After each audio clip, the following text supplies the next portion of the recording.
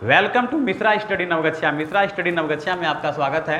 आज हम लोग क्लास 9th बहुपद पोलिनोमियल्स यानी पॉलिनोमियल्स चैप्टर को पढ़ेंगे। मैं आपको बता दूं कि एक्सरसाइज 1 यानी संख्या पद्धति जो नंबर सिस्टम था उससे संबंधित सारा चीज़ मैंने पढ़ा दिया है। यदि आपने नहीं देखा है तो मेरे चैनल में विजिट करके एक प्लेलिस्ट होगा क्लास 9 से संबंधित, और उस प्लेलिस्ट के माध्यम से आप संख्या पद्धति से संबंधित एक्सरसाइज 1 से लेकर 1.6 तक जो भी है वो आप पढ़ सकते हैं। तो आज हम लोग सबसे पहले बहुपद क्या है जो आपके चैप्टर में प्रोवाइड किया गया है और उसमें क्या क्या पढ़ना है, इन चीज़ों को देखेंगे। तो यहाँ पर आप देख रहे हैं सबसे पहला है भूमिका, यानी कोई भी चीज़ के लिए भूमिका बहुत ही महत्वपूर्ण रोल अदा करता है। यानी एक्सरसाइज 2.1 में सबसे पहले आपको पढ़ना होगा भूमिका के बारे में। तो भूमिका क्या होता है? कोई भी अगर आप मैथमेटिकल सवाल को सॉल्व करते हैं तो उसका सबसे पहले जानकारी लेना होगा कि आखिर उस चैप्टर में प्रोवाइड क्या किया गया है। जैसे भूमिका में अगर आप पढ़िएगा तो पहले आपको ये जानकारी मिलेगी कि बहुपद क्या होता है, बहुपद कितने प्रकार के होते हैं, उसके बाद इसका यूज क्या है, तमाम तरह की चीज़ों के बारे में आपको भूमिका के भूमिका के माध्यम से ही पता चलेगा।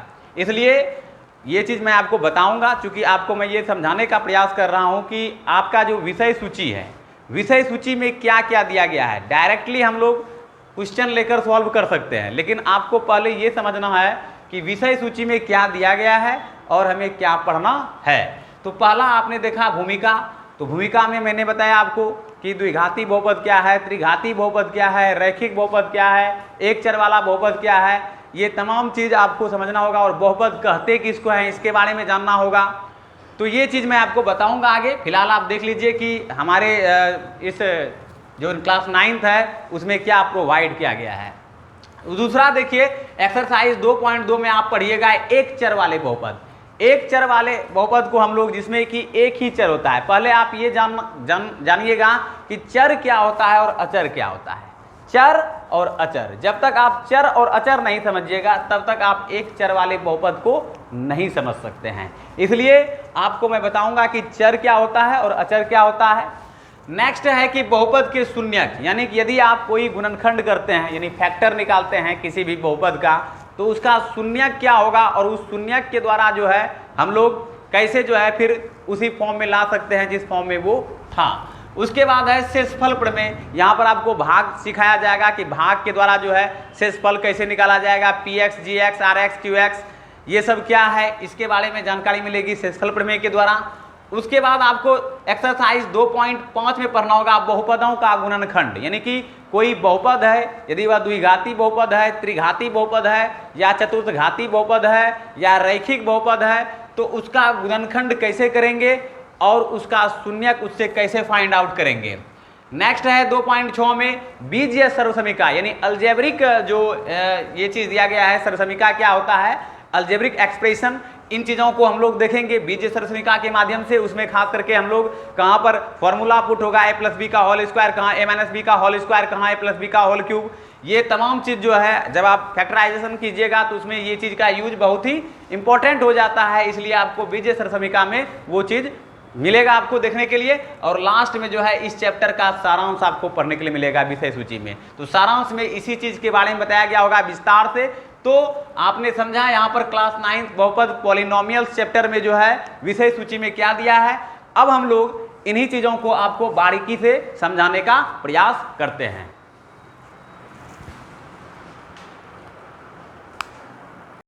तो अब हम लोग बहुपद का सबसे पहले परिभाषा देखते हैं क्या है। तो बहुपद को हम लोग इस प्रकार परिभाषित करते हैं, डेफिनेशन ऑफ पॉलिनोमियल्स। बहुपद क्या किसे कहते हैं, बहुपद क्या है? तो बहुपद विशेष प्रकार का एक बीजीय व्यंजक है। बीजीय व्यंजक मतलब अलजेब्रिक एक्सप्रेशन, जिसमें क्या होता है चरों का घात जो होता है वह अऋणात्मक पूर्णांक होता है। यानी कि चर क्या होता है सबसे पहले आप जान लीजिए। यहाँ पर सिंपल में आप जानिए कि चर क्या होता है। तो अंग्रेजी का जो अल्फाबेट है यानी ABCD XYZ, यानी A से लेकर Z तक जो होता है वह चर होता है। जैसे मान लीजिए A हुआ, B हुआ, C हुआ, X हुआ, Y हुआ, ये सब हमारा क्या कहलाएगा, चर कहलाएगा। और यदि हम अचर का बात करें तो अचर हमारा कहलाता है संख्या, चाहे 1 हो, चाहे -2 हो, चाहे 2/3 हो, ये सब हमारा अचर कहलाएगा। तो आपने समझा कि चर क्या होता है और अचर क्या होता है। तो इसको हम लोग अंग्रेजी में कांस्टेंट और वेरिएबल कह सकते हैं। तो चर और अचर, तो यहां पर क्या कह रहा है परिभाषा के अकॉर्डिंग, यानी बहुपद जो है विशेष प्रकार का एक ऐसा बीजीय व्यंजक है जिसमें चरों का घात यानी जो होगा a b c d x y ये सब जो होगा वह कभी ऋणात्मक नहीं होगा, अर्थात और ऋणात्मक पूर्णांक कभी नहीं होगा। या कह सकते हैं कि x में बहुपद चर x का ऐसा बीजीय व्यंजक है जिसमें x के केवल ऋणात्मक घात ही हो, अर्थात अगर कोई बहुपद है, यानी कि बहुपद का मतलब हो गया एक से अधिक पद। पद क्या होता है, जैसे कि उदाहरण के तौर पर यदि हम बात करें, जैसे आप देख रहे हैं कि 2x हो गया, तो 2x ये हमारा पद हुआ, एक पद। इसी प्रकार अगर हम कहेंगे 2x² जोड़ 4x, तो ये हमारा कितना पद हुआ, इसमें 2 पद है, ठीक है। तो पद यानी कि जिसमें एक से ज्यादा पद हो, जैसे कि 2x हो गया प्लस 4x हो गया, 2x² प्लस 4x हो गया, ये हमारा इसमें 2 पद है। तो एक से जब ज्यादा पद होगा तो उसको हम लोग बहुपद कहेंगे। बहु माना ज्यादा, अब पद माना टर्म, ठीक है। तो इस तरह से हम यहां पर आप देख रहे हैं कि जिसमें x के केवल ऋणात्मक घात ही हो, अर्थात जो पावर होगा, यानी घात माना हो गया पावर, पावर जो होगा वह ऋणात्मक होना चाहिए, माइनस में पावर नहीं होनी चाहिए। यदि हम लिख दें कि 2x टू दी पावर, यदि हम ऐसे लिखें 2x टू दी पावर -2, तो ये बहुपद नहीं होगा, ठीक है। तो घात जो होना चाहिए x का वह ऋणात्मक नहीं होनी चाहिए, बल्कि जो है धनात्मक होनी चाहिए, तभी उसको हम लोग बहुपद कहेंगे।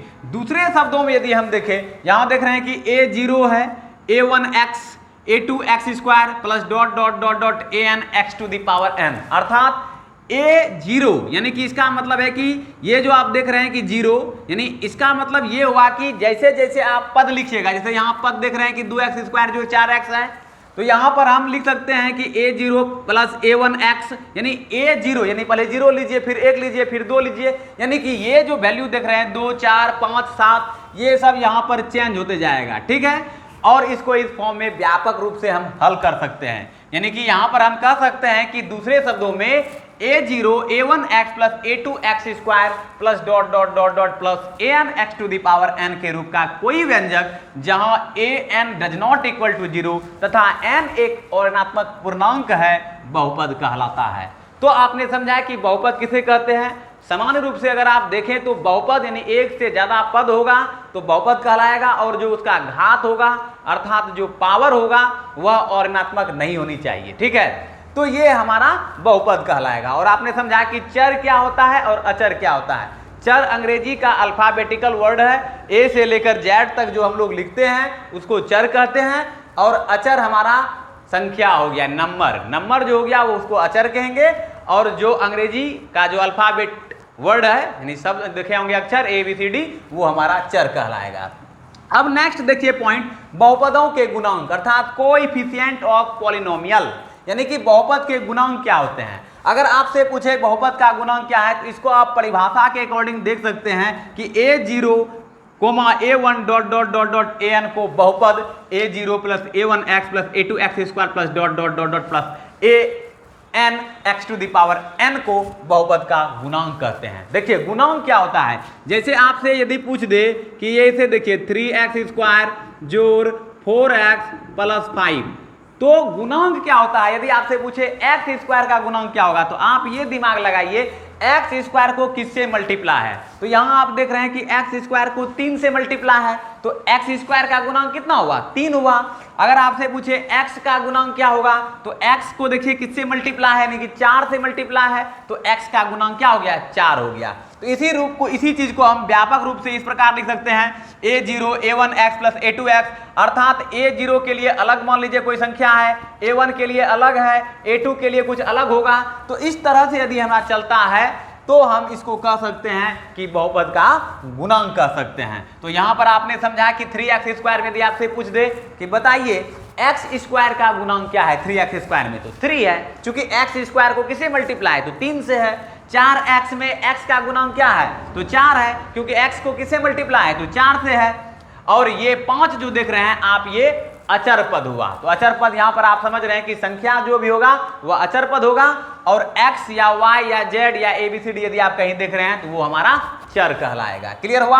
अब नेक्स्ट देखिए कि बहुपद का घातांक यानी कि डिग्री ऑफ पॉलिनोमियल, यानी कि बहुपद का घातांक क्या होता है? तो चर x के महत्तम घात, यदि कोई चर है x और उसका जो महत्तम घात होगा, सबसे बड़ा जो घात होगा, उसी को हम लोग बहुपद का घातांक यानी इंडेक्स, पावर या रेडिकल कहते हैं। ठीक है, जैसे कि आप यहां देख रहे हैं कि x तो दोनों में है, लेकिन यहां पर कितना पावर है? तो 1 पावर है। यहां पर कितना पावर है? तो 2 पावर है। तो इसका महत्तम घात कितना है? 2 है। तो हम कह सकते हैं कि ये जो हमारा बहुपद है, इसका जो डिग्री ऑफ ए पॉलिनोमियल अर्थात बहुपद का जो घातांक है वह हमारा कितना है? 2 है। तो इस तरह से आपने समझा कि बहुपद क्या होता है, बहुपद के गुणांक क्या है, बहुपद का घातांक क्या होता है, चर क्या होता है और अचर क्या होता है।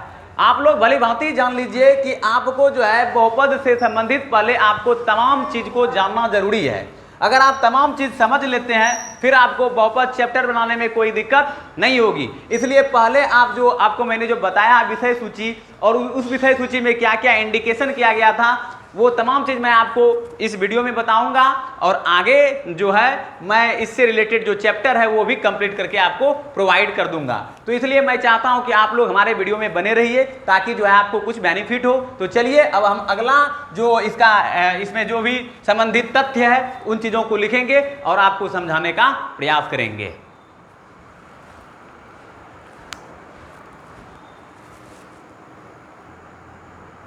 अब आप लोग देख सकते हैं यहां पर कि बहुपद के पद अर्थात टर्म ऑफ ए पॉलिनोमियल, यानी कि बहुपद का पद क्या होता है। तो यहां आप देखिए इसका व्यापक रूप से इस तरह से हो सकता है a0 a1x a2x square dot dot dot dot an x to the power n। अर्थात कहने का मतलब यह है कि यहां आप देखिए कि 3x माइनस 4 है।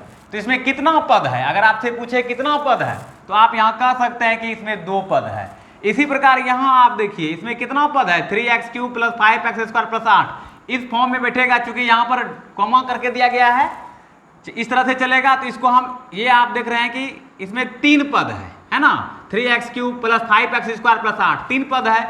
इसमें आप देखिए कितना पद है? 1 2 3। इसमें भी 3 पद है। इसमें कितना पद है?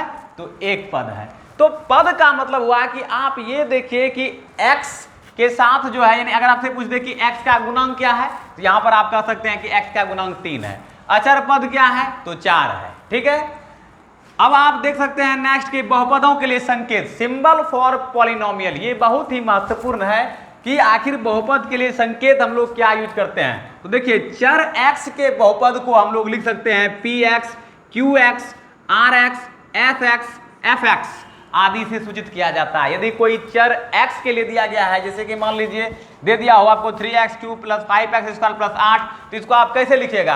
तो लिखिएगा px इक्वल टू इतना, या qx इक्वल टू इतना, या rx इक्वल टू इतना, या sx इक्वल टू इतना। इसी प्रकार आप लिख सकते हैं fx इक्वल टू इतना।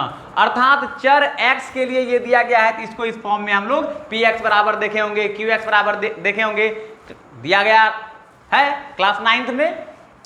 आगे देखिए कि है बहुपदों का वर्गीकरण, क्लासिफिकेशन ऑफ पॉलिनोमियल। ये बहुत ही इंपॉर्टेंट है कि पद के आधार पर बहुपद निम्नलिखित प्रकार के हो सकते हैं। पहला हो गया एक पदी बहुपद, जिसमें एक पद हो उसको हम एक पदी बहुपद कहते हैं। जैसे कि मान लिया जाए अगर आपसे कह दे कि 2x, तो इसमें कितना पद है? तो एक पद है।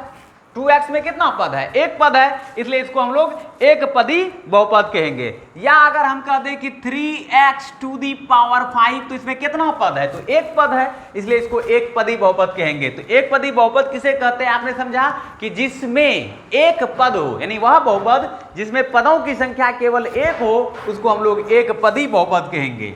इसी प्रकार आप देखिए एक पदी बहुपद को कहा जाता है मोनोमियल, मोनोमियल कहा जाता है, जबकि द्विपदी बहुपद को कहा जाता है बाइनोमियल। अर्थात बाइनोमियल का मतलब हुआ जब 2 पद रहेगा उसको हम लोग द्विपदी बहुपद कह सकते हैं। उदाहरण के तौर पर अगर आप यहां पर कहें कि अगर मान लीजिए 3x to the power 4 minus यहां पर दे दे 2x³, तो ये हमारा इसमें क्या गो पद है? तो 2 पद है। तो जब 2 पद रहेगा उसको कहते हैं बाइनोमियल, और जिसमें एक पद रहेगा उसको कहते हैं मोनोमियल।